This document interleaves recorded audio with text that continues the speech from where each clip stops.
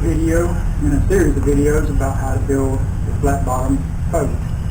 The boat I'm going to be building, and it's going to be 4 foot wide, 10 foot long.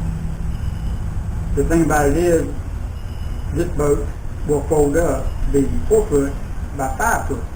So it'll fit in the back of my pickup with the tailgate closed, which allows me to pull another trailer to the lake or whatever and still have my boat with me.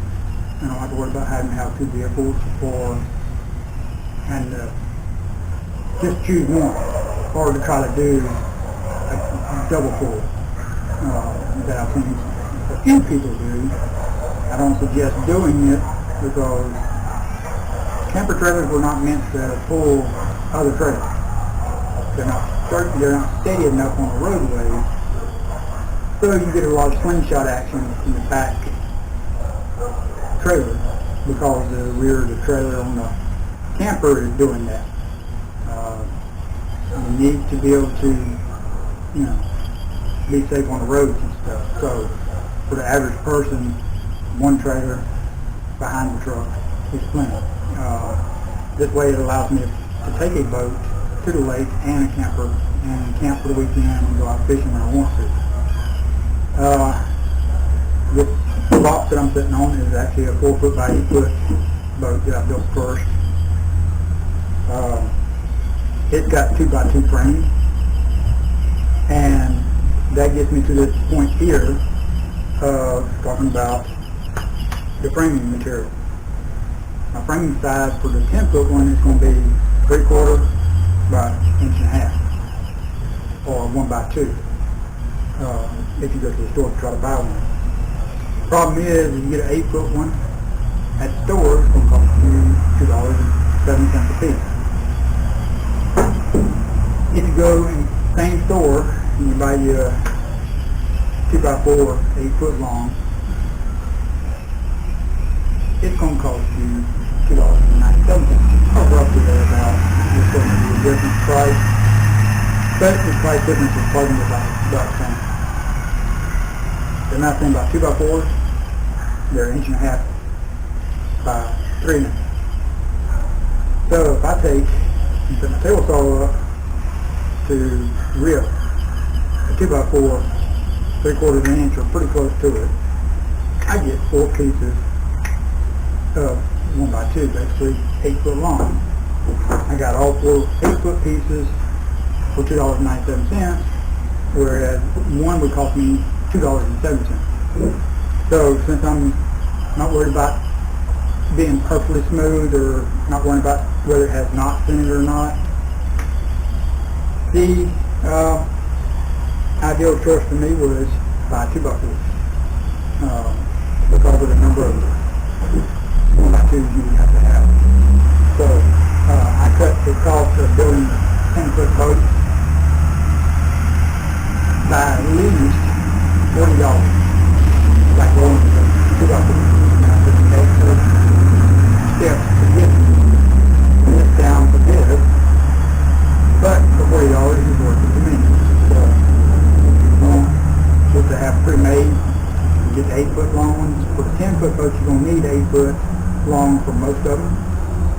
You can get some that are 4 foot long, but for the top rails you will, and the bottom rails you will need 8 foot ones, because you're going to have 5 foot long, or pretty close to 5 foot long, 1 by 2.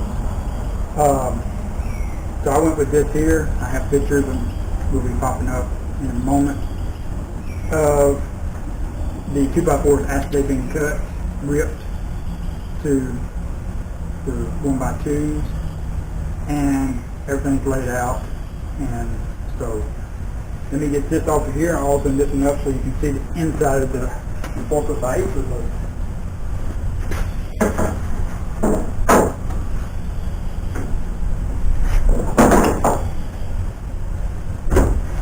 It opens up pretty easy.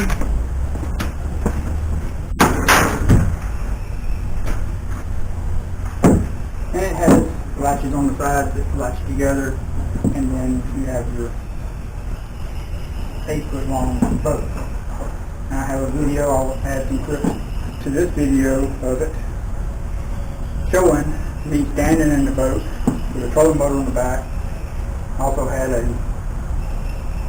marine battery, about 70 pounds worth, sitting back here. And you'll see that even standing up in it, it will not hardly rock at all. It's real sturdy, stable on the water. Like I said, the nice thing about it is that when you're done fishing and you're ready to go back home, you just fold it up, put it in your truck and fold it up. Do your latches and you're done. The nice thing about these boats here too, and the reason why I started thinking about these boats was we had a hurricane here on the Gulf Coast in the Houston area that dumped almost 5 feet of water in some areas and flooded many homes.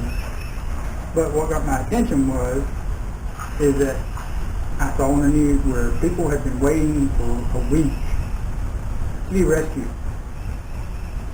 And I thought, this 8-foot boat, when I figured it up, figured the material cost and everything like that. And this one here is done with Flex Seal rubber coating. It works real good. It's expensive, but it works real good. The people were waiting like that, and I'm like, you know, if they had basic woodworking skills, because it don't take much to build this boat here. Once you see it being built, you'll go, okay, this is real simple.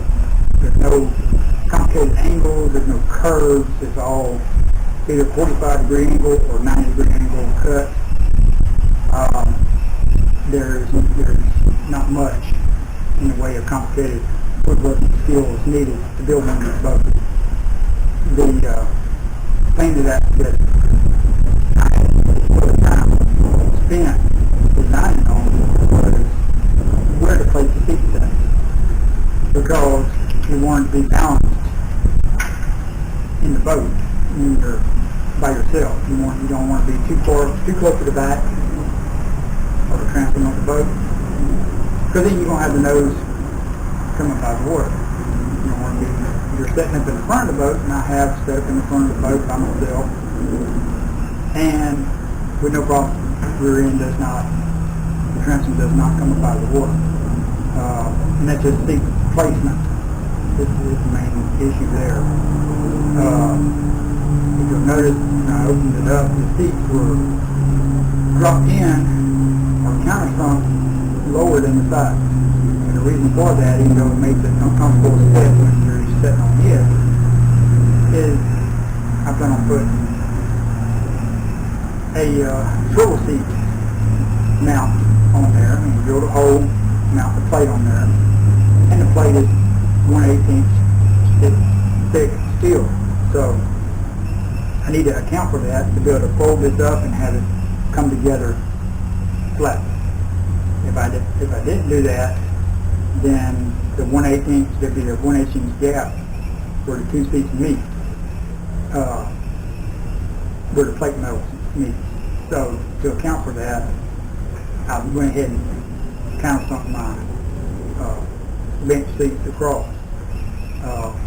If you don't plan on putting swivel seats in there, then you could flush mount the seats and it'll be just fine. But I plan on using this 8-foot one. I plan on having where I can put swivel seats, it'll get me setting up higher. The cost of this 8-foot one, all material, was roughly $155. And that's all material. Now I use 2x2s for the frame on this one here. Being the first one, I wanted to make sure it was sturdy enough, which is overkill. 1x2 will be strong enough. I use 3/8" on everything except for the bottom. The bottom is 1/2 inch, so it's pretty heavy, sturdy boat. The 2x2s, thinking back, that's the one thing I would change about this, is the frame. I would change it to 1x2s. But on the 10-foot boat, with hindsight behind me now, and we'll use 1x2s for the frame of the 10-foot one. So the next video will be me, an actual video of me putting the frame together. I've already cut all the 1x2s. I've already ripped all the 2x4s, cut all 1x2s down to size. I've already notched out, cut out for my seats to fit in, counter sunk again, which causes several little processes, but